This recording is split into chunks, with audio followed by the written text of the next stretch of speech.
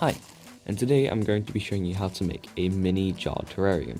Now, if you've always wanted a bit of greenery in your house, but you didn't have enough space, money, or time, then this might be the perfect thing for you, as it's small, inexpensive, and pretty much completely self-sustaining. So, first of all, you're obviously going to need the jar for the terrarium, and if you're lucky, you might have a few of these just lying around, in which case you can use for free, as people do sometimes use these for spices or salt, sugar, etc. But we didn't have any spare ones lying around, so I had to buy these on Amazon, and they were quite cheap. They're around £7 or so, and they're pretty good quality as well. What I like about this is that they don't have any seams running down it, as they sometimes do. When you're making this and it does have a seam running around down it, then it's no problem. All you have to remember is that when you're doing the landscaping, that you have the side with the seam at the back, so it doesn't get in the way of the view of the terrarium. Next, I have some activated carbon, and this is going to act as the drainage layer, while also acting as a purifier, which I'll talk about later. You could use pebbles or charcoal, but if you use pebbles as the drainage layer, it won't have the purifying aspect to it, which is why I'm using this.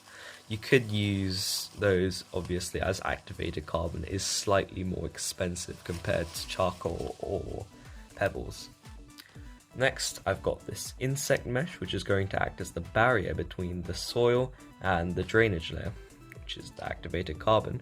And the holes are quite big in this, which I wasn't expecting. I bought this online, so I'm not sure if it'll exactly work or help, but we'll see later how it turns out. For soil, I'm just going to be using normal compost, which contains nutrients for the plants, and it's cheap and common. It was also just something we had lying around, so I just decided to use it rather than make a specific substrate or buy something else. For tools, I've just got this pipette and tongs. And lastly, I've got dechlorinated water. So when you're using water for terrariums or vivariums, you want to use dechlorinated water, as tap water can contain chemicals or substances that will be harmful to plants. So for plants and hardscape, I am just going to be collecting those from the garden, which I'll show you in a bit.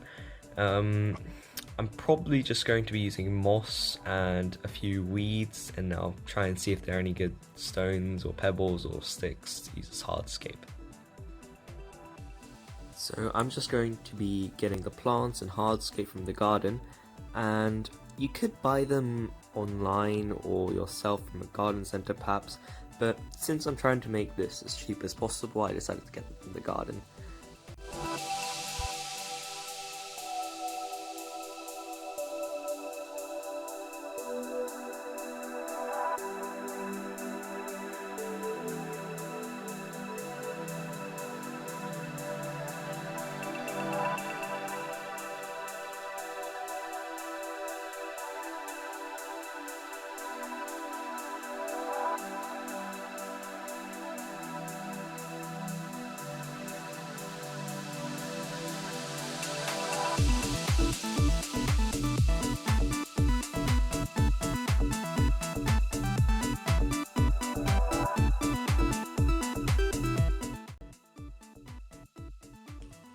So now I've got all the stuff I need. I've got moss, some stones, some leaves, and this little piece of wood.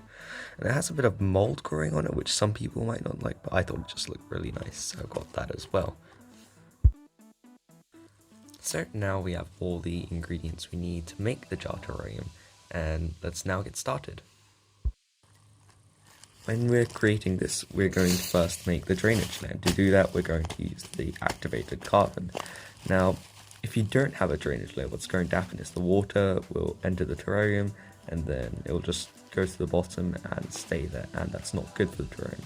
So with the drainage layer, what's going to happen is when the water is in the terrarium, it's going to go down to the bottom, to the drainage layer, and then it will evaporate and condensate on the walls of the top of the terrarium.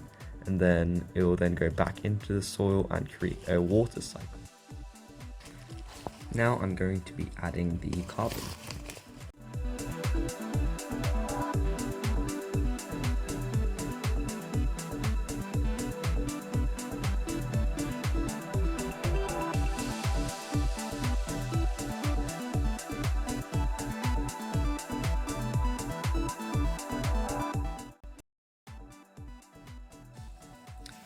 Now next I'm going to be adding this insect mesh, which I have cut out earlier, which you can see, and I made sure that it'll perfectly fit the bottom of the terrarium. It's made of plastic nylon mesh, meaning that it won't rot and it will last a long time.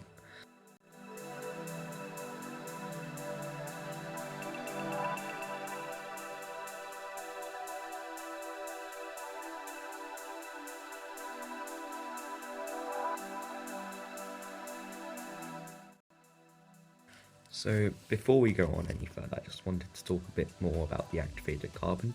And the reason activated carbon is better than just normal charcoal, perhaps, which you use in your barbecues, is that it's more porous and it means that it's better at purifying toxins.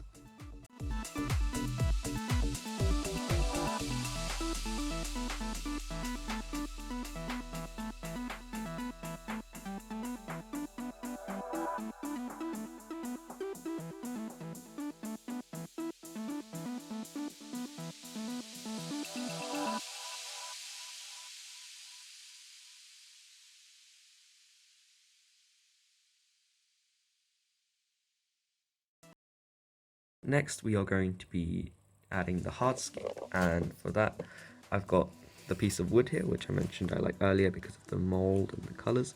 Although I'm not sure if the mold is going to ruin the terrarium a bit, as it is mold, but I will be adding springtails earlier. They haven't arrived yet, I ordered them online, but at the end I am going to be adding them. So I'm just going to I'm going to first have to dig a hole so that the wood will actually fit.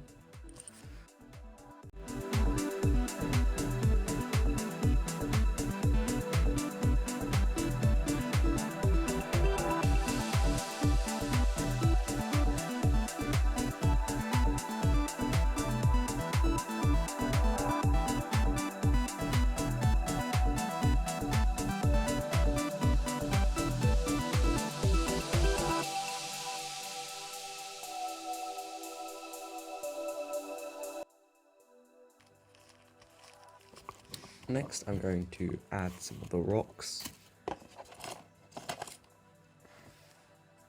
This might actually be too big. In fact, I think they're all a bit too big. I may have misjudged the size of the terrain. I'm just going to quickly go out and get some more pieces of rocks actually.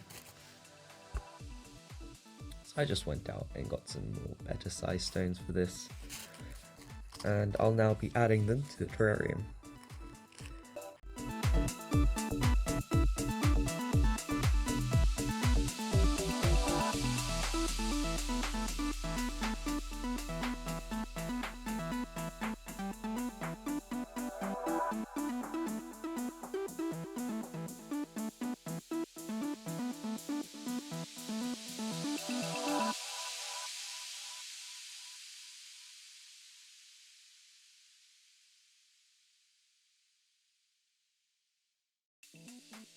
So I'm now going to be adding the plants to the terrarium. First, I'm going to be adding some of the moss to the terrarium.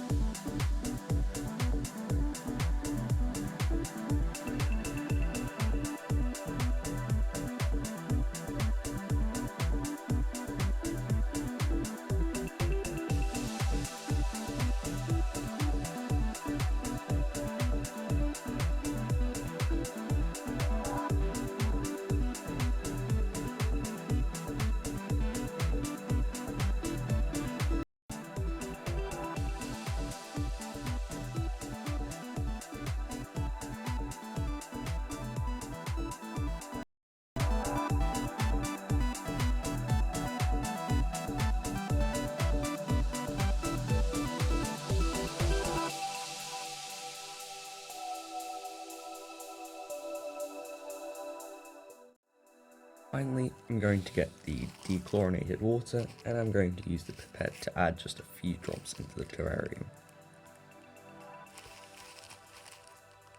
Let's add a few drops, not too much. Maybe a few more. As you can see, the water just went straight down. I'm not sure if you can see, actually the lighting's pretty dark.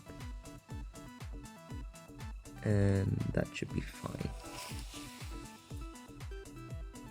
So there you have it, and here is the complete mini terrarium. And I know I mentioned that I was going to add springtails earlier, but I think something got messed up in the order, so they're coming quite late now.